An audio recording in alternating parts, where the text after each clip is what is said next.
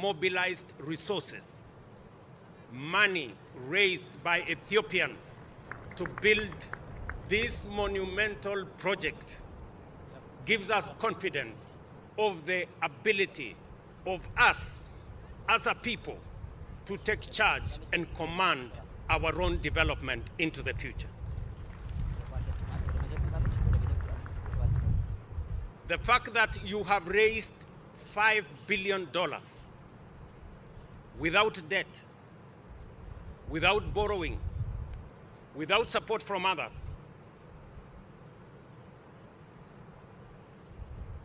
makes us believe that indeed Africa can take charge of its own destiny. I want to encourage you, Prime Minister Abiy, as my brother, continue to do what you're doing. You're doing the right thing. And if you are in doubt at any one moment, let me confirm to you, you are doing the right thing. Continue doing this, because our future is going to be dictated by what we do, the vision we carry, the hopes of our people that we turn into reality, as you are doing in this dam. Your brothers and sisters in Kenya, I will give you an example. 2 years ago, we decided that we are going to get millions of our people. In fact, 7 million of Kenyans live in slums. And we decided that we are going to give dignity to our people, and we are going to build houses for them. I am happy that Ethiopia, in your vision, is going to build 1.5 million houses. We are also on that journey. Already, we have 700,000 housing units on the pipeline. We are already constructing 170,000 houses as I talk to you. And Kenyans, from their own resources, without debt, without support from others, have raised $4 billion worth of projects under the housing program. It confirms to you that what you are doing in Ethiopia is what we are doing in Kenya, and that is what we should be doing in our region. That way, we can emancipate our people from debt, from begging across borders, and take charge of our own development. This moment must remind us that the path to peace and prosperity lies in working together, not division, in partnership, not rivalry, and in unity, not isolation. Together, we can transform our region, harness our shared resources, and shape a future of dignity and opportunity for all our people. I thank you. God bless Ethiopia, and God bless our region. Thank you very much. Thank you.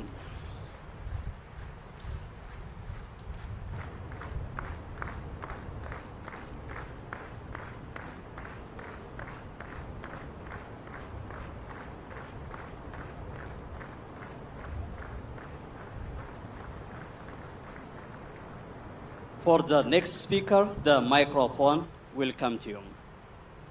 Your Excellency, Miamor Motley.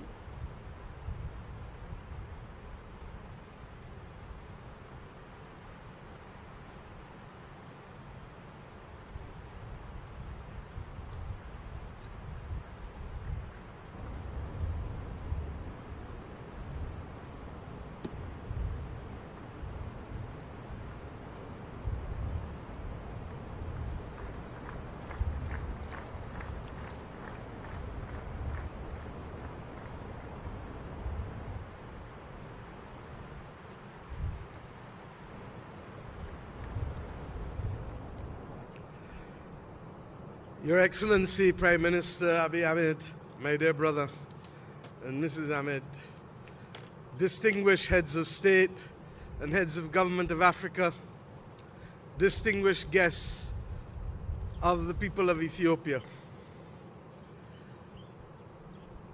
if this was to achieve simply the provision of water and energy to the people of Ethiopia and surrounding countries, it would be a marvel of history, a marvel of engineering, and a boon for the prosperity of the people of this region.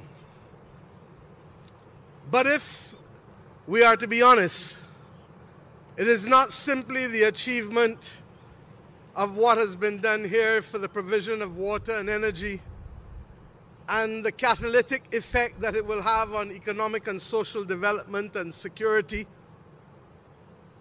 but it is the journey. Above all else, the journey.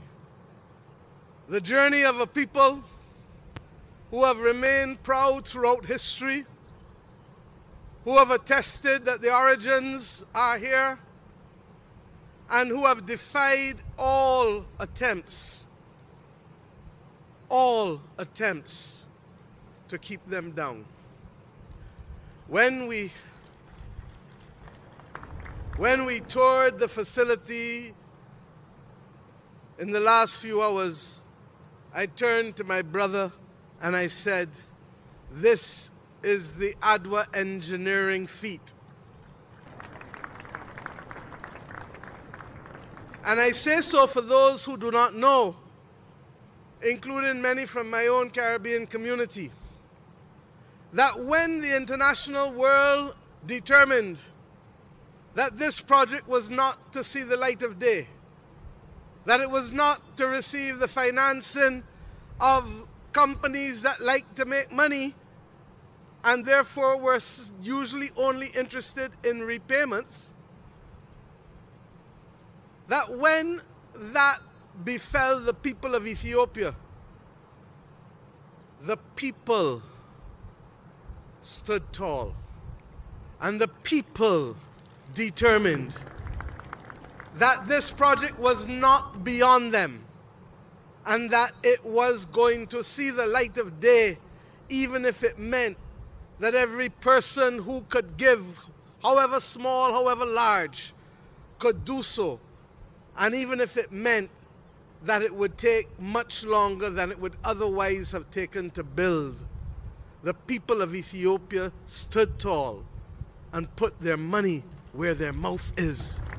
And $5 billion later, we have the prospect of a project that will speak not just to the prosperity and stability of the people of this country and surrounding countries, but it also speaks to what can always remain within our grips and remain possible as people of Africa and African origin.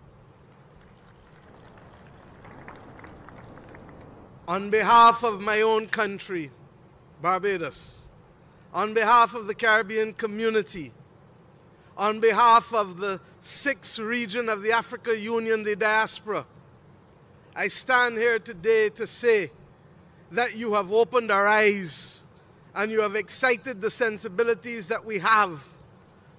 And we know that if ever there was a time for those sensibilities to be awoken, and if ever there was a time for us to understand our possibilities, it is now, when the world seems not to be able to find itself and to create the opportunities for ordinary people because a few are dominating and others are determined to ensure that while some dominate, we are not going to be victims of our time, but we can be shapers of our destiny, or as I say, as we say in Barbados in our anthem, firm craftsmen of our fate. Adwa told us in the Caribbean what was possible if we bound together and created that great Pan-African movement that led to our independence as nations, that led to our understanding that the language of Marcus Messiah Garvey, delivered on the 1st of October 1937, that we must emancipate ourselves mentally. Edward taught us that these things were possible, and we have seen what we have achieved over the course of the last century. I pray today that as we leave here, that we will see the awakening of Africa, not just in this part of Africa, but the entire continent and its diaspora, because this is evidence that when we work together, anything is possible. In my own country, and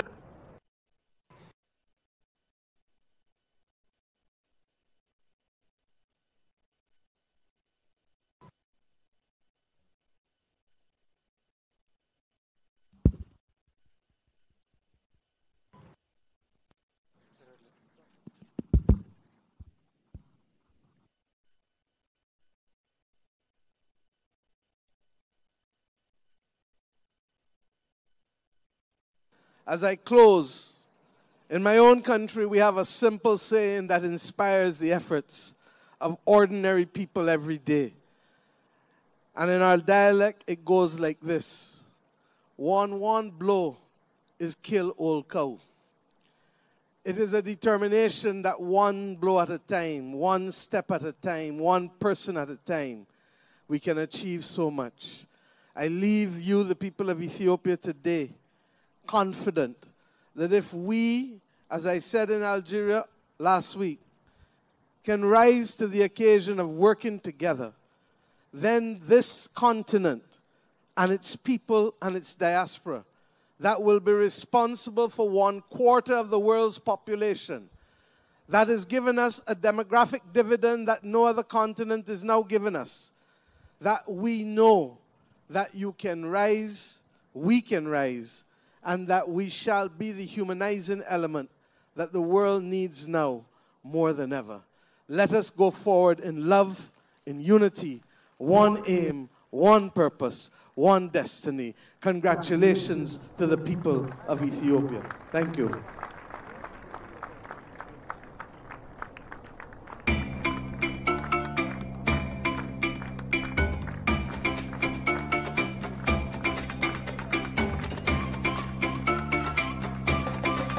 Thank you. Excellencies, we might have an Air Force flyover during the course of the court.